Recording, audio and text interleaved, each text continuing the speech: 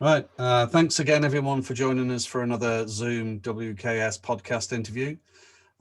This time I'm with Mike Reinstein. How are you doing? I'm fine. How are you doing? How are you doing in this wonderful time that we're all experiencing? Oh, yeah, best as they say you can, really. Yeah, I'm doing a lot of online teaching at the moment, so it's.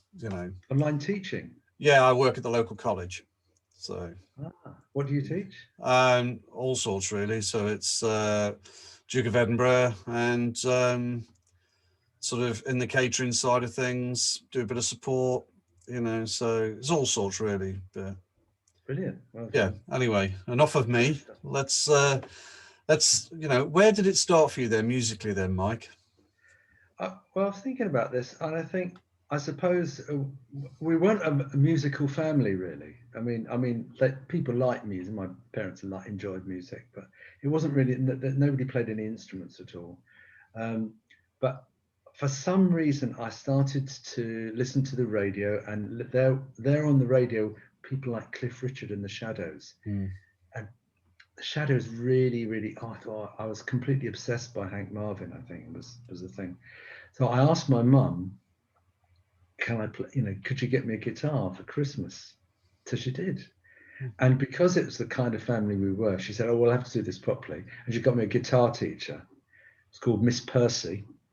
This person was rather elderly, and she had a rather beautiful parlor guitar. I Hmm. think dated 1894. Wonderful. I mean, I don't think that's when she was born, but she was anyway. So Miss Percy taught me Spanish guitar style and classical guitar for a bit.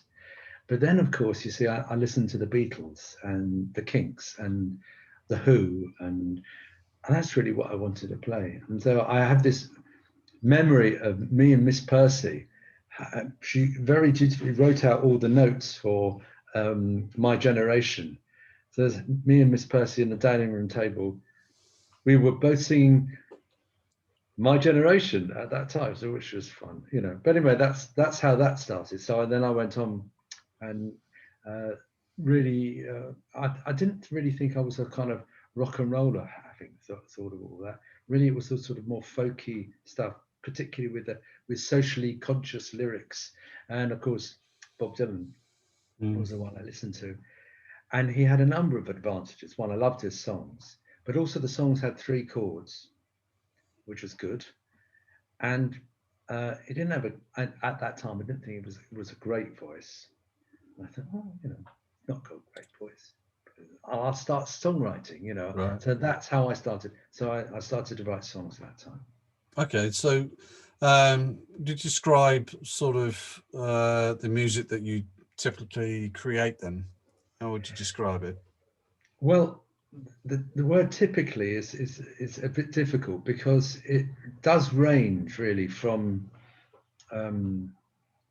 political stuff, satirical, stupid, quite a broad range of stuff, and influenced a lot by American styles, like, as I said, Bob Dylan, but also Paul Simon, Joni Mitchell, Randy Newman. Randy Newman was one of my favourites because of his lyrics, particularly. None of which, in a way, they're influences, but they don't percolate up in the actual structures of the songs. But they're the people I really admired. So the songs kind of that has that influence in it. Mm. Um, but I also write lots and lots of children's songs because I'm a teacher. Right. I write songs for children of a primary age as well. So I write lots of songs, and they, of course, Benjamin the Rat, Wobbly Tooth, Cheesy Feet. So there's a whole load of stuff like that. So I range from very silly, sweetie things to quite dark political stuff Okay. and satirical things. So which is your favourite then? Oh, Style. Which. what do I enjoy writing most? Yeah. Or Yeah. Yeah. I I, I mean. really Yeah. I really enjoy it all, really, and particularly, I mean, it's particularly rewarding. When I was in school, I'm retired now. But as a music teacher, it was particularly rewarding to have an entire school singing one of my children's songs. Particularly rewarding, a delightful thing to happen. But it's also lovely, you know, when in a folk club or a theatre or college or whatever I've been playing, you know, that I hear people joining in with the songs or just listening attentively. So, yeah, does that Okay. answer that? Yeah, yeah, Yeah. it does. Yeah, it does. Yeah. So have you got any sort of music out there, you know, now that viewers could seek out? Yes, yes. If you go to my, if you go to, well, I've got albums out. You know, that's the first thing I have. Um, for the grown-up stuff, I've got three albums. One is called More to Be Revealed. That came out in 2010. Another one called Acts of Love. That's 2015. Mm. And sorry, no, that A Long March Home was 2015, and Acts of Love was 2018. Those are three. They're on Irregular Records label, Okay. but that's run by Rob Johnson. And the children's album, Tommy Tomato Songbook, The Blue Door, Wobbly Tooth. There's even one called Dear Santa. The children's albums are available on Bandcamp, but they're also available from all the albums from my website, Right. which is www.mikereinstein.co.uk. There's all that stuff. There's also stuff on SoundCloud. Loads. I've got a children's section called Mr. R and His Guitar, and I'm on Facebook, and you know, the Okay. usual places. Great. Yes, yes. How has the lockdown sort of you know, affected you musically? I mean, has it been more productive for you in a sense of writing, or? It started off like that. To be honest, it started off. You know, I wrote quite a few things, and songs of hope, or then just songs that just I don't know where they came from. A song about Jelly Roll Morton. I wrote a song about that. And that was quite productive for a bit, and then yeah, and then it's sort of, I don't know. I've been thinking about it recently. I've reached a point where I'm not sure quite what to write about anymore. Okay. It feels like the furniture of the world has changed, and I don't know quite what to say anymore, or all the usual places where I would find some kind of inspiration seems to have moved on, and I'm not sure if I've moved with the times yet. So Okay. so it's kind of yeah. Wow. Anyway, Wow. so I'm not sure. I'm not Okay. sure. Yeah. Um. So, you know, are there plans then, you know, for any more material? I mean, is there? Oh goodness, yes, yes, yes. I Right. will be writing. I'm writing. Well, I've got a new children's album coming up because I've written loads of songs for that, and I actually have lots of songs already written. I've got enough songs for at least two albums. Well, You know, okay. if I want to do that, you know, it's just like the new stuff now. That's what I'm thinking. Oh, where do I Right. go? You know, but Right. Yeah. there's loads of material, and I've been doing some stuff online as well, online gigs. Right. Uh, so that's just a few of those, which that's been great. Okay. Have you always performed solo then, or have you been a member of a band? You know. I was in a band. I was in a band at college called Doris, believe it or not. That Okay. was the name of the group. It was a folky-ish, folky rock band. We would play. They're all my songs. One song would be very serious, and the next song would be very very silly, and then it would go like that. For a time we were quite successful in the 70s. We did colleges and folk clubs and things, and then when college finished and things, I think it all disintegrated somewhat. Right. Right. Uh, since that time, I've just been doing it on or singing.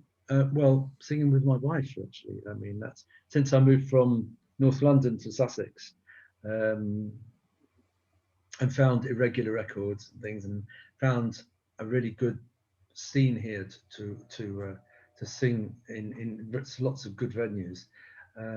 I've been singing on my own or sometimes with my wife. Okay. So you're in, where'd you say you are? Sorry, you're Sussex. Sussex. Sussex. So the music scene up there, then you say is pretty good. It is very good. It's very good. There's a lot of people, lots of venues. Of course, I'm about 9 miles north of Brighton. Okay. You know, and Brighton, you know, you walk along the street, trip over people who've got guitars and stuff. There's millions. It's pretty similar down here where I live in Penzance, you know, Penwith. Very good sort of local music scene. Well, there was until the lockdowns, obviously, but hopefully, you know, hopefully that's just still there waiting. I'm sure it is. I mean, a lot. You're a performer yourself. Well, I'm a member of a band called Three Men in a Coat, but we're on a bit of a hiatus at the moment because one of everybody else. Yeah, but one of the keyboard player is up looking after his mum at the moment. So we've sort of had it on the back burner really for about a year, more than a year actually. So, but hopefully things will change. Inevitably. Yes. Yeah. How do you think the sort of internet, you know, has impacted on the music sort of business? Do you know, especially during lockdown? Well, I think it's it's been the savior in a way, you know, through Zoom and through you know, the contacts. I mean, there's all sorts of extraordinary things going on. You know, I'm not a great internet surfer, as it were, but I mean, there is something that's going on at the moment which is quite interesting. There's a singer songwriter called Saskia Griffiths Moore. You might have heard or not. She's started a competition for a songwriting competition for people over 50, called Talent is Timeless, and it's got about it must be about 900 people have submitted songs to this competition, and the winner of the competition gets a day at Abbey Road to re-record their song. Wow. And it's a very good lineup of judges. Boo Hewerdine among them, you know, Chris Difford, you know, some very good judges. And so that kind of thing is quite, I don't know if that would have happened, you know, had we not had the internet. That's for example. So some really good things. And I think it's the collaboration wise, although we can't all be together as a band or whatever you, it's allowed a lot more collaboration, more focus, if you like, on things. So I mean, I don't know where music would be if it wasn't for the internet at the moment. So yeah, I agree. It's quite remarkable. And who'd have thought? And I'm not very digital. You know, the digital train left my station some time ago, and so I think, you know, I do Facebook and I do YouTube, and I have a website, but I don't have a mobile phone. You know, I don't. You know, I try and say, right, thus far, no further. I'm in the vanguard of people who still have a very old phone that just rings. It just rings, and that's all it does. Just ring. Yeah. That kind of thing. Okay. Actually, I just was going to say that you interviewed Bruce Jordan of Jonas Lift. Well, of course, he was in Doris. He was the bass player in Doris. Okay, nice. Right, so, got you. Yeah. Okay. So, if you could open up for any artist at a show, who would it be? Whoa, that's such a lovely thing. Who would I open up? Oh, well, anywhere in the world, anywhere. Oh, I don't know. Yeah, anybody. I'd be so intimidated, I think, by some people. Who would I open up? Well, there are some really good people that whether there's a good match. Somebody like Boo Hewerdine would be great. That would be very nice. I have done opened up for somebody like Reg Muros, who was that. Do you know Reg Muros? No. Reg, he's a very good singer-songwriter. But I've done that a few times. That was really good. But I don't know, some wonderful people. Now you've got me going. Now I'll have to think about that one. Okay. So let's imagine you're talking to a younger version of yourself. Yes. Okay. What bit of advice would you give yourself? Musically. Yeah, if or it's up to you. All right. There's So another how? part of there is another part to this question, but so What would I say as younger part? I say, you wouldn't believe what's going to happen to you. Because honestly, I never thought if I'd have told my younger self that I was going to have, of recorded albums, I yeah, would never ever have believed it. And try not to worry so much. brilliant. Okay, so what bit of advice would you actually now pass on to you know the next generation?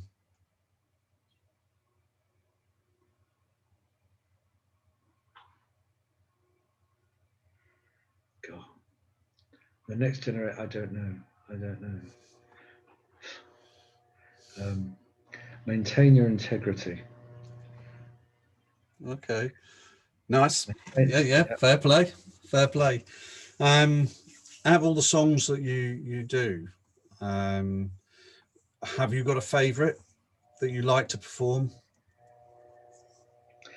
Uh, yes, there's one at the moment. Again, if I think of the different parts of me, there's I like to there's an a cappella song um, about a little boy called Alfie, and I like to perform that because it's quite dark, but it's funny in a kind of awful way, and it's just basically the story of a little boy, and it's based on the beginnings of a truth. I was at a petrol station, and this little boy, who I eventually called Alfie for the song, is filling he's obviously filled the tires of his bike up with the air pump with an airline, and I'm just waiting to get the airline so I can do my tires in my car. And he holds the airline up and he presses the button and he does the air. And I say, well, have you finished? He says, yeah, but I'm using my air up. Okay. So that's began this song. So about using your air up, So and Okay, what happens to Alfie is in this song. okay, And brilliant. the other, so I enjoy doing that. And another song is written is about called The Human Race. It's really a sort of a climate song, a climate awareness type of song. But the main protagonist in it is God. He's fed up, you know, Okay, you know. brilliant. He's portrayed as a bloke on the street who's lying there with a dog and he's drinking mess and he's depressed and he talks. So it's kind of serious, but it's not. I wouldn't say it's funny at all, but No, dark. uh, Mm. Do you have anything out on YouTube? yes, lots. There are Okay. lots of stuff. There's some better recorded than others. Is As I there? say, I normally choose two videos to put up against the interview. hmm, Have you got any two that you particularly want? well, cheap. There's one called Cheap at Twice the Price, Yeah. and oh yes, one called Private Smith at Passchendaele. Okay. Lovely. I'll look those out and tag them up. If there's any other ones that you fancy better than those, just do carry on. Okay. Okay. So, what's next then, Mike? What's next for you? Well, the next thing, my wife and I are busy arranging this album for children, and Mm. that's really good fun. So that's lovely. So that's the first thing that I want to do, and then I'm arranging with the studio, hopefully, to do another album, which will be the grown-up one, which will follow on from there. Okay. And then all the gigs that I ever had went up the creek, but I mean, some of them I've still got. They've been rescheduled for next summer and on, but Right. whether that happens or not, well, we all don't know, Right. And yeah. Okay, final question I ask everybody. Is there anybody you'd like to thank for you being here musically now? Well, I suppose I'll have to start with my mum, because if she hadn't bought the guitar, I wouldn't have done anything at all. Of course, Raina, my wife, who is fantastically encouraging, but she's also a great singer and a songwriter in her own right, and she does all the vocal arrangements, plays keyboards on the songs on the albums. Rob Johnson, who has got me on his label.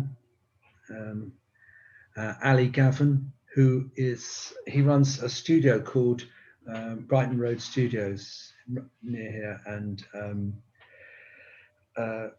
he's a wonderful musician, just a brilliant engineer and producer stuff. So I would thank him. All the people who played on the albums, it's fantastic. Ray Knight, who co-founded Doris with me all those years ago. Miss Percy. Yeah. Without Miss Percy, I would be nothing. Superb. That'll do. Yeah. Thanks very much, Mike, for giving me the time for the interview. Brilliant. No, it's been a pleasure. Brilliant.